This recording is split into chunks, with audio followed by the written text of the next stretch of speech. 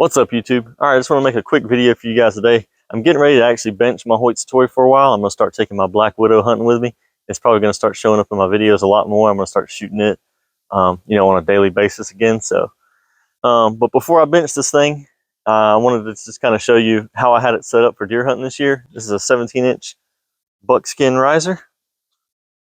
Buckskin is just the color. It's kind of like a textured finish on this thing. It's actually pretty nice. It feels great. I've been banging it around the woods, in and out of my truck. You can see how the limb bolts are kind of dinged up and all, but then the riser has no scratches at all on it. I'm a big fan of the grip angle. This is just the standard grip that came on it, and I didn't like it at first just because it feels so different. You can see how this is my bow pretty much vertical. You can see how angled it is. Like when I put my hand on it, and I have a bigger hand, when I put my hand on it, I kind of like engulf the whole grip, and then it rolls my hand forward a lot. You can see it kind of locks, it forces my wrist to lock out like that. And it just felt so strange whenever I first picked my bow up. But let me tell you what, now I'm a huge fan of it, because what it does when I'm at full draw and all that weight is pulling the riser back towards my hand, it forces my hand all the way to the top, and it just kind of locks it in there. So it steadies out the bow a lot. It makes it easy to hold on target, and I don't know, it's pretty comfortable. I'm a big fan of it. So when I first got it, I was thinking about switching out the grip, but after getting used to it and shooting it some, I'm just going to leave it like that. Here we go, moving on. Here's the rest that I use. I actually just shoot off the shelf, and I put a piece of bare weather rest on here. It's what I prefer to use on all my bows. You can see after thousands of shots, all you can really make out is just the indentation of where my arrow rides on there. So it doesn't have any marks. It's not falling apart. They last for forever, and they're really cheap too. I think, about $6 you can buy it comes big enough to cover this whole thing, and then you can just kind of trim it to fit whatever size you want. So I actually prefer to use the adjustable side plate that comes with the bow, but just be careful whenever you're putting it together. Don't be too excited. I see people putting comments on there all the time. This is obviously just a piece of plastic, and then it has a metal bolt that comes through and holds it on.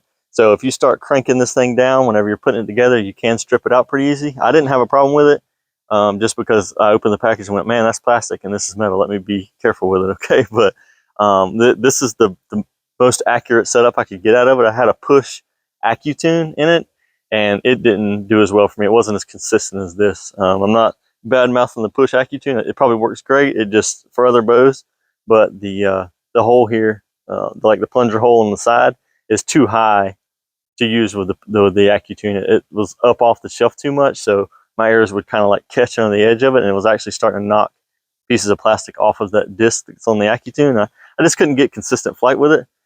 This here obviously goes all the way down to the shelf, and then my the weather rest is actually under the edge of it, so it works out perfect, and it gives me very consistent flight, so I prefer that. Medium length limbs on a 17-inch riser is going to give you a 60-inch bow, which is about what I prefer to hunt with out of a tree stand. I prefer either a 58-inch or a 60-inch bow. It's just short enough to be, not unwieldy whenever you're in the trees, and especially if you hunt like I do, you like to have a bunch of cover around you, because I hunt out of a lock-on. So I don't want, to bring my bow across like this and be hitting limbs and all up here around me. So, I think about a 60-inch bow is perfect for me. I mean, your results may vary, or you may have a different preference, but 60-inch bow is perfect for me. So I went with the medium length limbs, 17-inch riser. Now these are their 40-pound limbs. And the thing you have to keep in mind is their limbs are measured on, I think they're 19-inch riser. So whenever you shorten your riser here, it's going to add about 2 pounds to your limbs. So these are actually supposed to be around 42 pounds at 28. I haven't tested that. What I have tested though is my draw length is about 29 inches. And whenever I put it on my draw scale there that I have in the shed, at 29 inches, these things are 44.5 pounds. Okay, so I'm pulling about 44.5 pounds on these.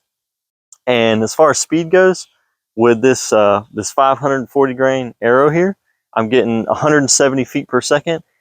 That's right off the front of the bow. That's like 3 feet from the front of the bow. That's the only testing I've done with it so far as speed goes. All right, do I recommend this quiver? Not really. For what it is, the price is a little overpriced in my opinion. Yeah, it's made of carbon fiber. It has a lot of adjustability. You can pop this off here if you just prefer your arrow only held in one spot here on the bottom. You can adjust the height and all that, but you can also do that with pretty much any one-piece takeoff quiver. like a removable quiver on the market today. So there's nothing special about this thing. It just has the Hoyt name on it, so they charge $200 for it, which is kind of crazy in my opinion. But you know, it's been great for me. And it hasn't caused me any problems. I like to hunt with my quiver off of my bow. Just I get a little better accuracy. I like my bow to be light, especially if a deer comes in and I'm holding my bow for a long time, waiting on them to come in. I don't want any extra weight on this thing, so I prefer to get up to my my tree stand and pop this thing off and hang it up somewhere where it's easily accessible in case I need another arrow. But you know, you can do that with a lot of different quivers, to be honest with you. So would I recommend it? Not really, but it is nice. It looks good with the bow and it matches. So if you're into your equipment matching and you care about that, then here you go. It's the Hoyt Carbon Light one-piece quiver. The same string that I always recommend to you guys in all my videos is Triple T strings, TTT Archery. You look them up on Facebook. It's owned by a guy named Trevor Fielder.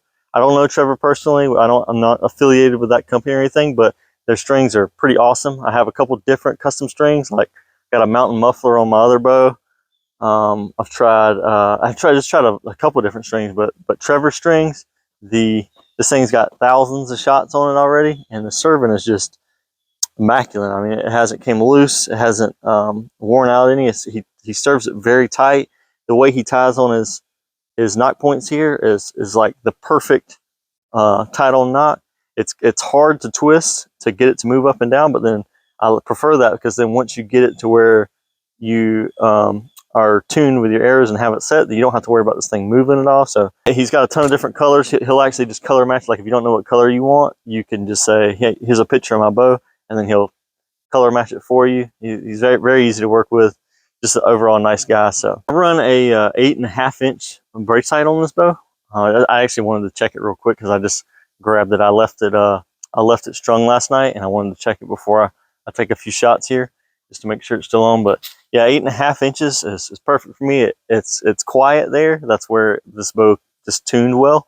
I don't get any string slap on my arm there, so I just kind of left it. The range is supposed to be 7.5 to 8.5 for this thing, but I prefer running higher brace heights. Like I said, you know, it's not really robbing me of any speed. I don't think. Maybe I could squeeze out a little bit more if I went down and played with it a little bit. But 8.5 is easy to remember, which is the main thing for me, because I check this thing, you know, every time before I go to the woods or every time before I come target practice with it. So 8.5 is just like, oh, there it is, 8.5. So I brought my arrow set up here. I'm gonna get a little closer so you can see it.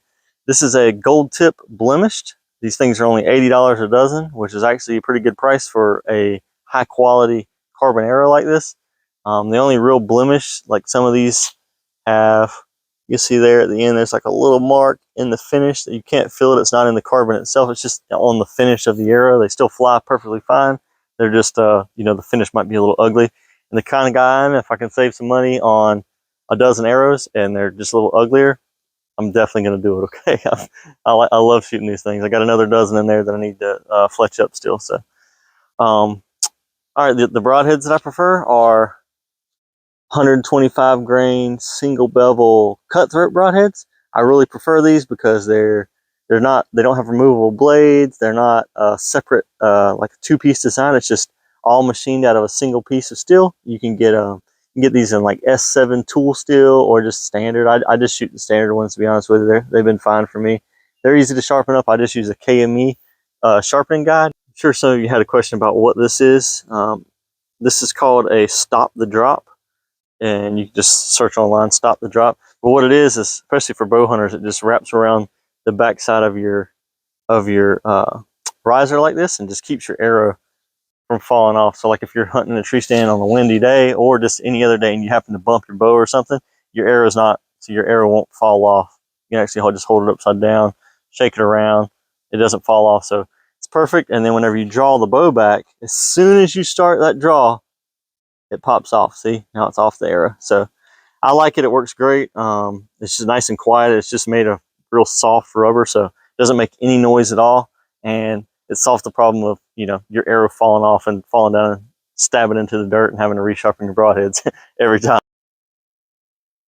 All right, here we go. Broadhead shot. All right. Hopefully you enjoyed it. If you're looking at picking up a Hoyt Satori, I highly recommend it. Hopefully it helped you out if you already have one and you're just trying to get this thing tuned up. Remember, I always recommend Get your arrows flying, like basically like darts. Barrel shaft tune them, get them flying good, so that way your broadhead flight is consistent. And go out and kill some deer. All right, guys. So good luck this season. Thanks for watching. Hope you enjoyed it, and I'm out.